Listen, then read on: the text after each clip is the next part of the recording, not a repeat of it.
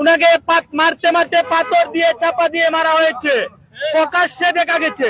আমরা এটা দেখার পরে যে মানুষ একবার দেখেছে দুইবার দেখার মতো সাহস নাই, তার এরকম নির্মম ভাবে খুন করেছে। আমরা একদল চাঁদাবাজ সন্ত্রাসী খুনি, তারা আমাদের সোহাগ ভাইকে শুধুমাত্র চাঁদা না দেওয়ার কারণে কিভাবে নির্মম ভাবে হত্যা করেছে। শুধু হত্যা করে নাই, আমরা দেখেছি ফ্যাসিস্ট খুনিরা যারা 2006 সালে শিবির কর্মীকে হত্যা করার পরে সেই লাশের উপরে নৃত্য করেছে। এই নতুন বাংলাদেশে যারা নতুন ভাবে ফ্যাসিস্ট হয়ে ওঠার চক্রান্ত করছে, তারা চাঁদা না তাদের বাইকে হত্যা করে লাশের উপরে নৃত্য করেছে। এইরকম জঘন্য কাজ বাংলাদেশে আমরা আর হতে দিব না। পাথর দিয়ে বারবার আঘাত করে হত্যা করেছে।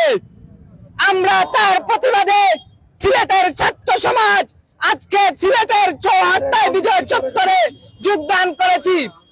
আমরা একটা কথা ক্লিয়ারলি বলতে চাই, এই শহীদ সাইদের বাংলায়, এই শহীদ আসিফের বাংলায়, এই শহীদ ওয়াসিমের বাংলায় কোন চাঁদাবাজদের ঠাঁই হবে না ইনশাআল্লাহ।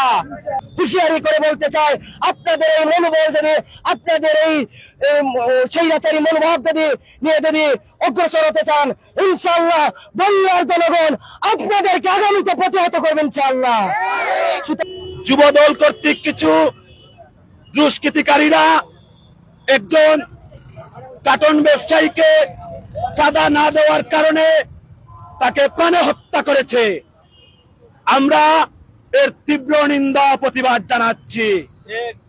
আমরা এই বিপ্লবী ছাত্র সমাজ এবং সাধারণ জনতাকে নিয়ে বর্তমান ইন্টারিম গভর্নমেন্টকে জানাতে চাই, যাদেরকে, যে সন্ত্রাসীদেরকে আপনারা আইনের হেফাজতে আনা হয়েছে, তাদেরকে সর্বোচ্চ শাস্তি প্রদান করেন, যাতে এই স্বাধীন বাংলাদেশে আর কোন নব্য স্বৈরাচার হয়ে না উঠতে পারে।